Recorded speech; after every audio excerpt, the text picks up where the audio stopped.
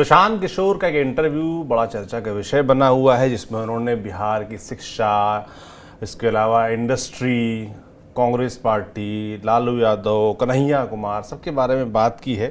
तो उससे क्या कुछ हासिल है वो आपको बताएंगे। इसके अलावा तेज प्रताप यादव भी आजकल इंटरव्यू दे रहे हैं काफ़ी ज़्यादा, तो वो क्या बोल रहे हैं, अपने आप को अगला लालू यादव क्यों बोल रहे हैं, ये आप समझेंगे। साथ ही किंग मेकर की भूमिका के बारे में भी बात की तेज प्रताप ने, तो उसके क्या मायने हैं। नमस्कार, मेरा नाम सौरभ त्रिपाठी और आप देख रहे हैं हमारा खास शो राग बिहारी। मेरे साथ मौजूद हमारे वरिष्ठ साथी पंकज जी। पंकज जी, बहुत स्वागत है आपका। Thank you. प्रशांत किशोर जब भी कोई इंटरव्यू दे रहे हैं चर्चा में आ जा रहे हैं, कुछ ना कुछ एक टॉकिंग पॉइंट छोड़ जाते हैं। मैं देख रहा हूँ अभी एएनआई को उन्होंने इंटरव्यू दिया, जिसमें उन्होंने जो सबसे ज़्यादा मैं सोशल मीडिया पर देख पा रहा हूँ, इंडस्ट्री को लेकर एक उन्होंने बात बोली कि ज़्यादातर ऐसे चर्चा निकल के आती है कि भाई बिहार को इंडस्ट्रियलाइजेशन की ज़रूरत है, बड़े पैमाने पे इंडस्ट्री लगे ताकि जो लोग पलायन कर रहे हैं, बाहर जाते हैं, वो बाहर ना जाएं, बिहार में ही जॉब करें, अपने घर परिवार के पास रहें और जो संघर्ष दिखता है बिहारियों का अलग अलग स्टेट्स में वो देखने को ना मिले। मगर प्रशांत किशोर का इसके बारे में सोचना है कि इंडस्ट्री की ज़रूरत नहीं है। वो कुछ दूरगामी चीज़ें बता रहे हैं कि एजुकेशन में एक बड़ा ट्रांसफॉर्मेशन करने की ज़रूरत है। इसके अलावा लोगों के हाथ में संसाधन कैसे पहुँचे, पैसा कैसे पहुँचे, जिससे उनकी खर्च करने की क्षमता बढ़े, इस पर काम करने की ज़रूरत है।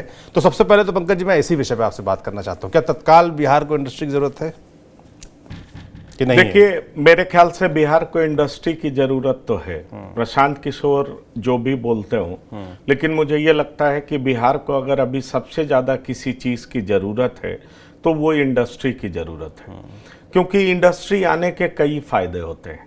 आप देखिए, जब से झारखंड बना है, झारखंड बनने के बाद बिहार की लगभग इंडस्ट्रीज झारखंड को भेंट कर दी गई, तो बिहार में कुछ बचा नहीं। बरौनी में फिर से कुछ चीज़ इनिशिएट करने की कोशिश की गई है, लेकिन आप बेगूसराय बरौनी छोड़ दें तो बहुत कोई इक्के दुक्के शहर हैं जिसमें कोई बड़ा इंडस्ट्री है। इसलिए बिहार को इंडस्ट्री की ज़रूरत तो है। लेकिन प्रशांत किशोर जो बात कह रहे हैं उसको लेकर के मैं आपको बताऊं कि प्रशांत किशोर जिस मुद्दे को टटोल रहे हैं वो लोगों के बीच में बड़ा लोकप्रिय हो रहा है। क्या? और मुद्दे को लेकर के चर्चा जगह जगह पर हो रही है। मैं बताऊं, मैं अक्सर लोगों से बात करता रहता हूं, पूछता रहता हूं, मैं भी हैरान हो जाता हूं कि ज्यों ज्यों चुनाव पास आ रहा है लोग प्रशांत किशोर की चर्चा उतनी तेजी से कर रहे हैं। अगर ये वोटों में तब्दील होगा तो मुझे लगता है कि बहुत चिंता का सबब होगा दोनों गठबंधन के लिए, और एनडीए के लिए ज्यादा परेशानी का विषय होगा। अच्छा। ये मैं आपको बता सकता हूं। हाँ, लास्ट में भले ही हो जाए कि नहीं जंगल राज आ जाएगा, तेजस्वी आ जाएंगे, इस तरह की भी सोच का प्रचार प्रसार हो सकता है, तो इसका उसका नुकसान हो जाए तो अलग बात है। लेकिन प्रशांत किशोर जो मुद्दे छू रहे हैं और जिसको टच कर रहे हैं वो लोगों को अपील कर रहा है, इस बात को आप जान लीजिए। अब प्रशांत किशोर ने एक मुद्दा छू दिया, वो ये है कि भाई बीजेपी कब तक कहती रहेगी कि हम 4 किलो अनाज 5 किलो अनाज देंगे, और क्या बिहार इसी तरीके से गरीबी का दंश झेलता रहेगा और हमें 4-5 किलो अनाज देकर के ठगा जाएगा।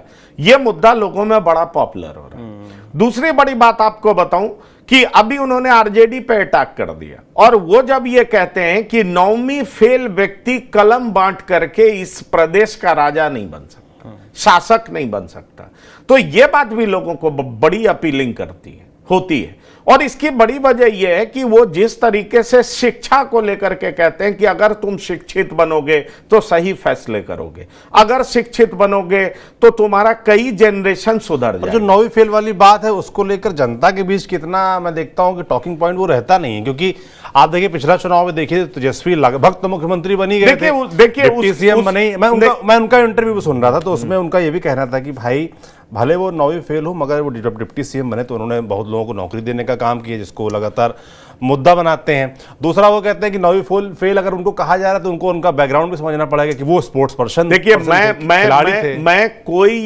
मैं कोई व्यक्ति नहीं हूं जो मैं ये कहूं कि 9वीं फेल व्यक्ति मुख्यमंत्री नहीं हो सकता। अरे भाई, 7वीं पास व्यक्ति जोरदार एडमिनिस्ट्रेटर तमिलनाडु का हुआ है ना, ये पास तो ऐसा बताता है। इसलिए इसका काउंटर लॉजिक ये है, मैं कोई नहीं हूं, अगर जनता जिसको भी चुने, नौवीं फेल को चुने या पीएचडी को चुने, वो जनता चुनेगी। मैं कोई नहीं होता हूं कि इस पे जजमेंट पास देखते हैं। पर मैं वही कह रहा हूं, देखिए टॉकिंग पॉइंट बनना और वोट देना दो अलग चीजें हैं, इस बात को आप जान लीजिए। वोट में तब्दील होगा तो मैं निश्चित तौर पर मेरे लिए बहुत हैरानी की बात होगी, लेकिन टॉकिंग पॉइंट बनना भी बहुत बड़ी बात होती है। लोग आपकी चर्चा करते हैं, लोग आपकी बात कर रहे हैं, आप हैरान हो जाएंगे सौरभ। मैं आपको बता रहा हूं कि कई सारे यंग लोग जो बीजेपी के समर्थक होते थे, वो प्रशांत किशोर की बातें सुन रहे हैं। तो अब आप सोचिए कि ऐसा प्रशांत किशोर क्या बोल रहे हैं। वो देखिए उनका एक वीडियो वायरल हुआ था जिसमें चंदा मांग रहे थे कुछ लोग, लड़के थे, तो उनको उन्होंने डांटा प्रशांत किशोर ने कि आप चंदा क्यों मांग रहे हो, रोजगार की बात करो, यहाँ क्या काम हुआ उसकी बात करो। मैं वही बात आपसे कह रहा हूं। अभी कुछ दिन पहले एक रैली कर रहे थे, वहां बारिश हो गई, तो उन्होंने कहा रैली तो हम बाद में भी कर लेंगे, पर आप बारिश में भीग जाएंगे तो आप बीमार हो जाएंगे, हमारे लिए आप ज्यादा इंपॉर्टेंट हैं, आपका स्वास्थ्य ज्यादा इंपॉर्टेंट है। अब देखिए ये वीडियो बहुत वायरल हो रहा है, लोगों को बहुत पसंद आ रहा है। वो ये कहते हैं जैसे मेरा भी ये मानना है कि बिहार में जाति पाति मतलब जात पात सबसे ज्यादा हावी है और अंत में चुनाव उसी पर होता है। पर इसका भी काउंटर लॉजिक शानदार देते हैं प्रशांत किशोर। वो कहते हैं कि नीतीश कुमार पिछले 20 साल से मुख्यमंत्री हैं, जरा ये बताइए कि उनकी जाति की आबादी क्या है, फिर वो कैसे मुख्यमंत्री हैं। इसलिए बिहार को बदनाम मत करिए। ये जो सारी बातें हैं प्रशांत किशोर की, वो लोगों में चर्चा का विषय तो बना हुआ है। और इसलिए प्रशांत किशोर का ये कहना कि पिछले 35 साल से लालू और नीतीश की जोड़ी ने बिहार को ठगा है और बिहार में पलायन बहुत ज्यादा बढ़ गया, पलायन रुकना चाहिए, बेस्ट ब्रेन यहां से जा चुका है। और पलायन सिर्फ रोजगार के लिए नहीं होता है। वो शिक्षा की बात क्यों करते हैं? देखिए शिक्षा में सुधार हुआ या नहीं हुआ ये डिबेट का विषय हो सकता है। वैसे आपको बता दें कि स्कूल जाने वालों की संख्या बढ़ी है, पर क्या टीचर की क्वालिटी अच्छी हुई है, ये एक बड़ा सवाल है। प्रशांत किशोर दरअसल कहते हैं कि भाई केवल रोजगार के लिए लोग पलायन नहीं कर रहे हैं, बेहतर क्वालिटी ऑफ लाइफ लीड करने के लिए भी लोग पलायन कर रहे हैं, अच्छे रोजगार की तलाश में भी लोग पलायन कर रहे हैं, अच्छी शिक्षा के लिए भी लोग पलायन कर रहे हैं। तो सवाल यह उठता है कि जो हायर एजुकेशन के लिए लोग पटना यूनिवर्सिटी जाते थे, भागलपुर यूनिवर्सिटी जाते थे, जो मुजफ्फरपुर जाते थे, वो लोग अब दिल्ली क्यों आने लगे, वो लोग पंजाब क्यों जाने लगे। आप हैरान हो जाएंगे कि बहुत सारे टेक्निकल एजुकेशन की शिक्षा इस तरह की है कि लोग अब अपने बच्चे को थोड़ा भी वेल ऑफ हैं, आप ये जान लीजिए लोअर मिडिल क्लास भी हैं, अपने उनकी आय बहुत ज्यादा नहीं है, लेकिन फिर भी कैसे भी वो अपने बच्चों को पंजाब भेज देते हैं, दक्षिण के राज्यों में भेज देते हैं, नोएडा भेज देते हैं, दिल्ली भेज देते हैं। आखिरकार ये माइंडसेट क्यों है? क्या वो यहां पर भेजते हैं तो उनके भीतर ये उम्मीदें होती हैं कि हमारा बच्चा सुरक्षित होगा। पहला पॉइंट, यानी लॉ एंड ऑर्डर के मसले पर प्रशांत किशोर का सवाल। दूसरी बात वो ये करते हैं कि भाई जब टेक्निकल एजुकेशन लेने वो कहीं भी जाता है और वो ज्यादा पैसे खर्च करता है, टीचर भी बिहार के होते हैं, स्टूडेंट भी बिहार का होता है, सिर्फ बिल्डिंग उस जगह की होती है, तो फिर ऐसा क्यों है, बिहार में क्यों नहीं हो पाता? और दरअसल ये बातें लोगों के बीच में बहुत चर्चित हो रही, इस बात को आप जान लीजिए। एक बात मैं जो इंडस्ट्री वाले शुरू की थी उस पर और पूछना चाहता हूँ। मैं सोशल मीडिया पर देख रहा था, एक बड़ा तर्क दिया जाता है कि बिहार में इंडस्ट्री इसलिए नहीं आ सकती कि बड़ा लैंड लॉक स्टेट है। ये टर्म क्या है और ये कितना सही है, ये थोड़ा समझाइए। देखिए ये बात कहना मुझे लगता है कि मैं इस बात से सहमत नहीं हूं। लोगों के बड़े बड़े अपने पॉइंट हो सकते हैं। अब लैंडलॉक्ड स्टेट कहना, जिस तरह से लोग कहते हैं, अरे भाई बड़ी इंडस्ट्री नहीं हो तो आपका अगर कृषि आधारित प्रदेश है तो आप कृषि आधारित इंडस्ट्री लगाइए ना, आपको किसने रोका है? अगर लीची आप एक्सपोर्ट कर सकते हैं बेहतर तरीके से और लीची उगाने वाले लोगों को ज्यादा पैसा मिल सकता है, जिसका प्रयास अब हो रहा है, लोग जानने लगे, तो किसने रोका है? आप ये जान लीजिए टाल का क्षेत्र है जहां पर इतना ज्यादा चना होता है और वो चना और आप वो जान लीजिए, वो जो विशेष क्वालिटी का चना होता है और जो सत्तू फेमस हो रहा है, आपने सुना होगा लिट्टी और चोखा बिहार के स्पेशल डिशेज में काउंट होता है। जी हाँ, तो वो सत्तू अब डॉक्टर रिकमेंड करने लगे, और उसकी बड़ी वजह यह है कि कार्बोहाइड्रेट है नहीं, आप सिर्फ प्रोटीन होता है, प्रोटीन लीजिए, मस्त रहिए, एसिडिटी से बचिए, तो उसका न्यूट्रिशनल वैल्यू है। अब आ जाइए आप मखाना पे, मखाना की कीमत अचानक बहुत बढ़ गई। सरकार ने प्रयास किया है, सरकार ने प्रयास, सुपर फूड है, अब सरकार ने प्रयास किया है, उसका जीआई टैगिंग हो गया है, एक्सपोर्ट होने लगा है, और आप हैरान हो जाएंगे जब भगवान के लिए पंचमेवा, भगवान जो प्रसाद खाते हैं उसमें एक पंचमेवा में मखाना होता है, और आप मखाना खाइए, आपको सारा न्यूट्रिशन मिलेगा और साथ ही साथ कार्बोहाइड्रेट जीरो। तो ये समझिए, इस तरह का फूड अब चर्चा में आया है, लोगों में अवेयरनेस आया है, बाहर से डिमांड होने लगा है। पर इस तरह का फूड को चर्चित होने में कितना समय लग गया? आप टूरिज्म क्यों नहीं विकसित कर सकते? बिहार में ये बताइए कि गया है और बोध गया में कितने लोग आते हैं, कितने लोग और आ सकते हैं अगर उसको विकसित किया गया? तो ऐसी बहुत सारी चीजें हैं जिसको विकसित किया जा सकता है, लोगों को बताया जा सकता है कि भाई नालंदा यूनिवर्सिटी जिसकी चर्चा होती है, मुख्यमंत्री ने अच्छा प्रयास किया है, लेकिन ये कब से होना चाहिए था? और अच्छा प्रयास किया है, लेकिन बहुत अच्छा प्रयास, और जिस तरीके से इसकी चर्चा होनी चाहिए, जैसे लोग पुराने जमाने में लोग बाहर से पढ़ने आते थे, अब लोग बिहार छोड़ करके दूसरे प्रदेश में क्यों जाते हैं? तो बहुत सारी ऐसी बातें हैं जिसको हम चर्चा कर सकते हैं, लेकिन अभी चूंकि ये पॉलिटिकल चर्चा है, इसलिए मैं आपको बताना चाहूंगा सौरभ कि प्रशांत किशोर जितने भी मुद्दे उठा रहे हैं वो यूथ को बहुत अपील कर रहा है। थिंकिंग एक यूथ लीडर के बारे में बोले, कन्हैया कुमार के बारे में, मैं वही कांग्रेस पार्टी के बहाने कन्हैया कुमार को भी टारगेट किया है। वो तो देखिए, उन्होंने प्रशांत किशोर की बात क्यों पसंद आ रही है लोगों को, जरा आप इस बात को समझिए। प्रशांत किशोर की बातें लोगों को इसलिए पसंद आ रही है क्योंकि जितना बेबाक तरीके से वो अटैक कर रहे हैं किसी पर, वो बेबाकी किसी और नेता में नजर नहीं आ रही। वो जान लीजिए, वो चाहे बीजेपी हो, बीजेपी को जोरदार तरीके से अटैक कर रहे हैं, वो चाहे नीतीश कुमार हो, नीतीश कुमार को जोरदार तरीके से अटैक कर रहे हैं, वो चाहे कोई नेता हो, उसको बड़े जोरदार तरीके से अटैक कर रहे हैं।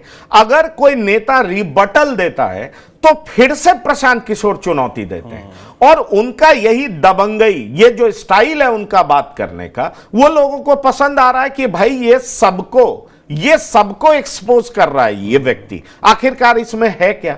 आप देखिए, जो एग्जाम्स को लेकर के, बीपीएससी एग्जाम्स को लेकर के जो उनका मूवमेंट चला, भले ही कोर्ट के फैसले के बाद उनको अपना मूवमेंट, उनको अपना स्ट्राइक वापस लेना पड़ा, लेकिन आप देखिए वो अपनी बात पर अडिग रहे।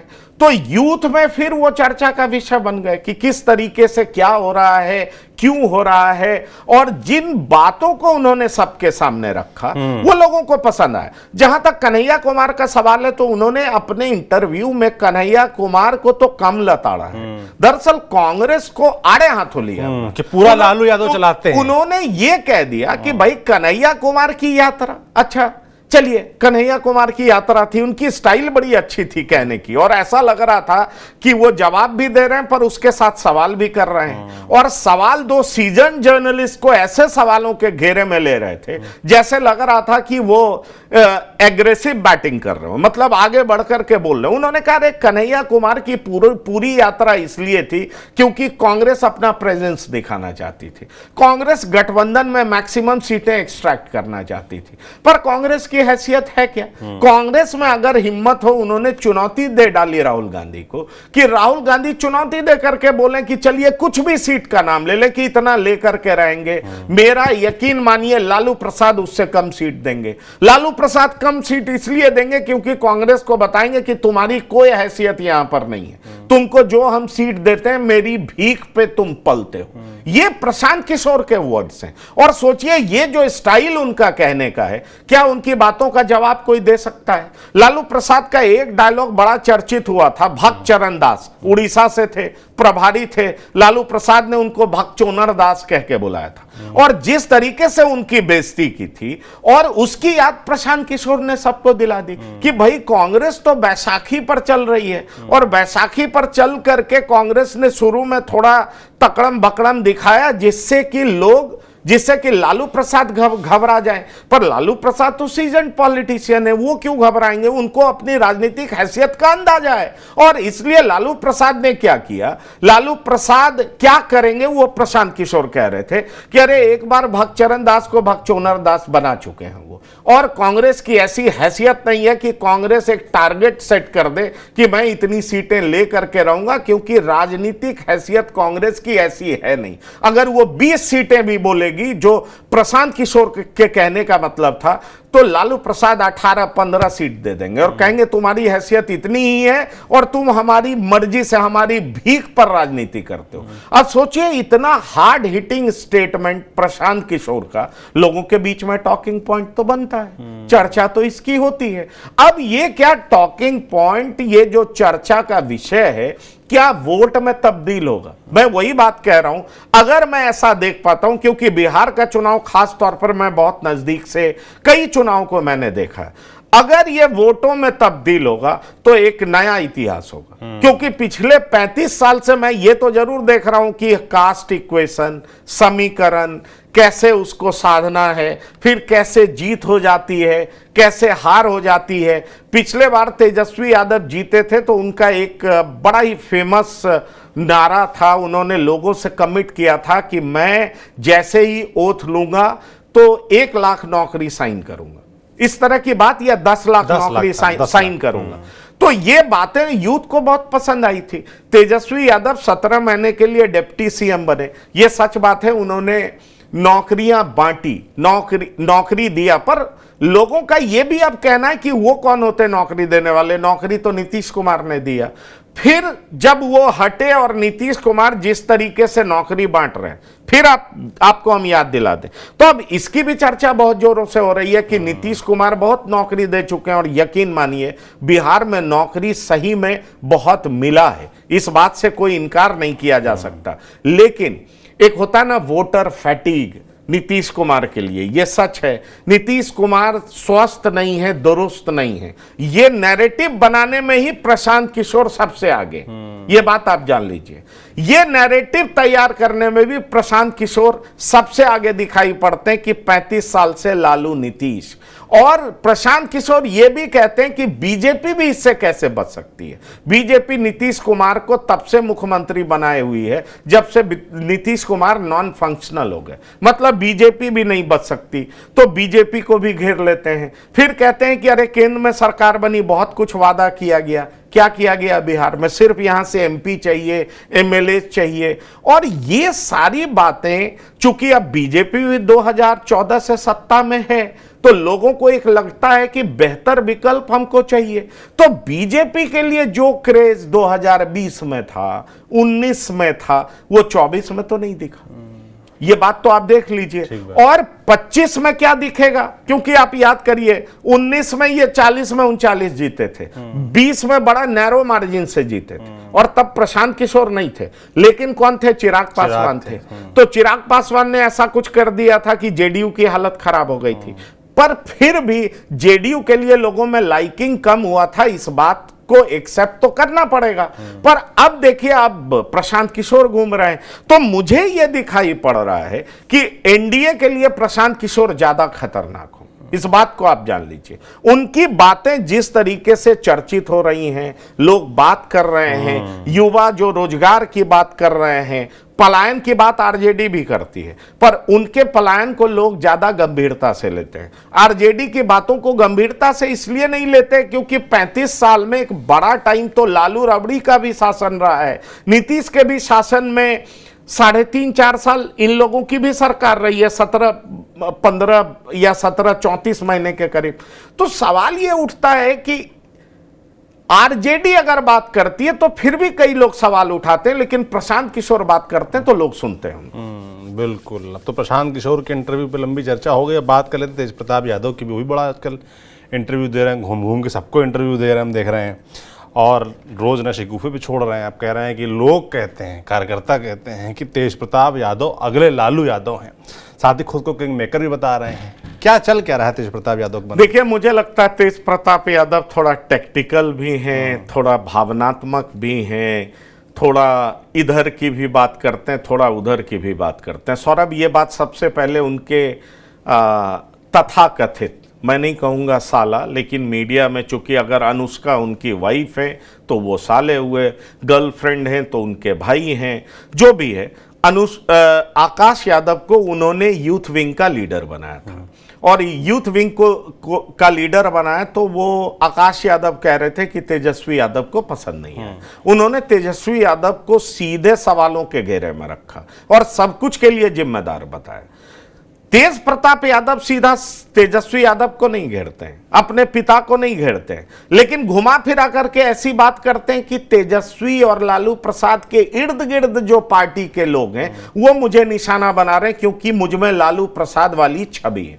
तो वो अपने आप को लालू प्रसाद तो कहते हैं, लेकिन भैया आपको पार्टी से निकाला कौन? लालू प्रसाद निकाले।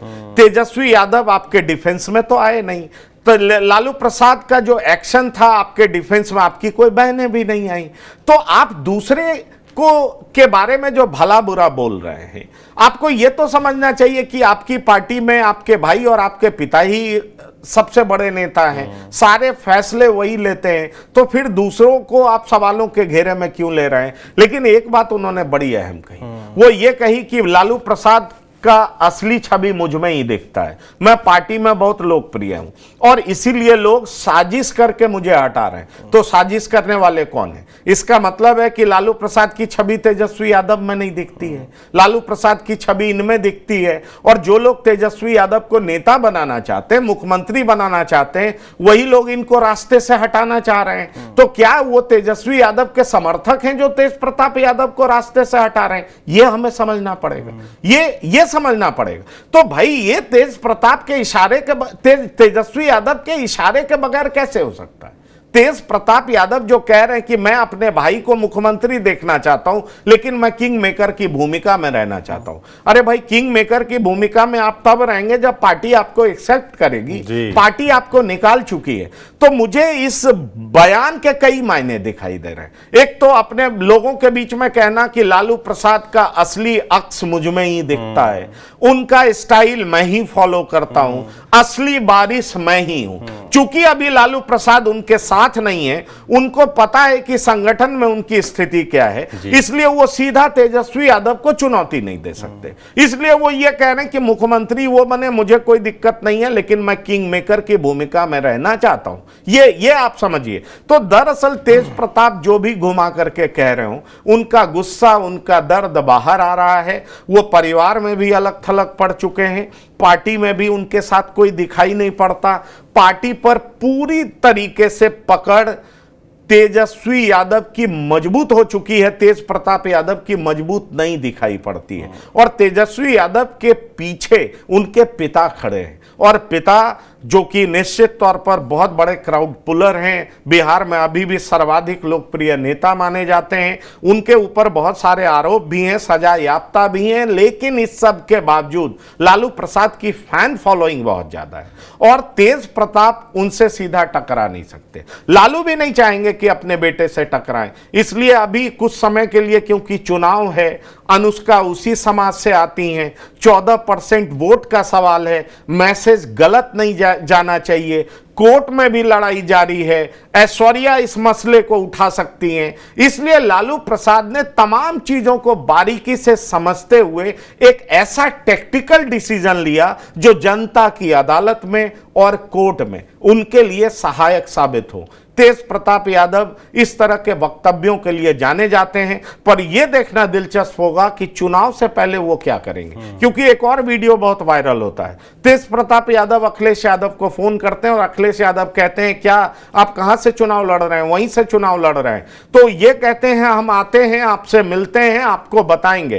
तो उनका डायलॉग होता है, उनका कन्वर्सेशन होता है, जब भी आइएगा फोन करके आइएगा। सवाल यह है कि तेज प्रताप क्या हसनपुर से लड़ेंगे या महुआ से लड़ेंगे? इस बात को आप जान लीजिए। अभी जो मेरे पास जानकारी आ रही है, ताजा जानकारी के मुताबिक तेज प्रताप हसनपुर से ही लड़ना चाह रहे हैं, तो हसनपुर से क्या आरजेडी के सिंबल पे लड़ेंगे? निर्दलीय लड़ेंगे, आरजेडी बाहर से सपोर्ट करेगी, या वो निर्दलीय लड़ेंगे तो क्या आरजेडी विरोधी पार्टियां उनको सपोर्ट करेंगी? क्योंकि बीजेपी भी चाहेगी तेज प्रताप लड़े और अपने ही परिवार के खिलाफ लड़े, अपने ही परिवार की पार्टी के खिलाफ लड़े। इसको मुद्दा बीजेपी बनाना चाहेगी। आने वाले दिनों में आपको बड़ा इंटरेस्टिंग चुनाव दिखेगा। पर इस सब के बीच एक बात जरूर ध्यान रखिएगा कि प्रशांत किशोर की बातें बहुत चर्चा में है। अगर वोटों में तब्दील हुई तो मेरे हिसाब से एनडीए के लिए ज्यादा सिरदर्दी बनेगा। बिल्कुल। तेज प्रताप क्या फैसला लेते हैं ये तो भविष्य के गर्त में छुपा है और धीमे धीमे सामने आएगा कि कहाँ से चुनाव लड़ते हैं, पार्टी में रहते हैं कि नहीं लड़ते हैं, निर्दलीय लड़ते हैं, अपनी पार्टी का नुकसान करते हैं कि नहीं, और बैठे बैठाए सामने जो एनडीए है उसको मुद्दा देते हैं कि नहीं। साथ ही प्रशांत किशोर लगातार चर्चा में बने रहते हैं, उनका इंटरव्यू बड़ा वायरल है, काफ़ी सारी जो बातें चर्चा हमने की वो भी चर्चा का विषय बिहार में बने हुई हैं। आपका क्या सोचना है हमें कमेंट बॉक्स में लिखकर ज़रूर बताइएगा। बाकी राग बिहारी में आज इतना ही। देखते रहिए TV9 डिजिटल। शुक्रिया।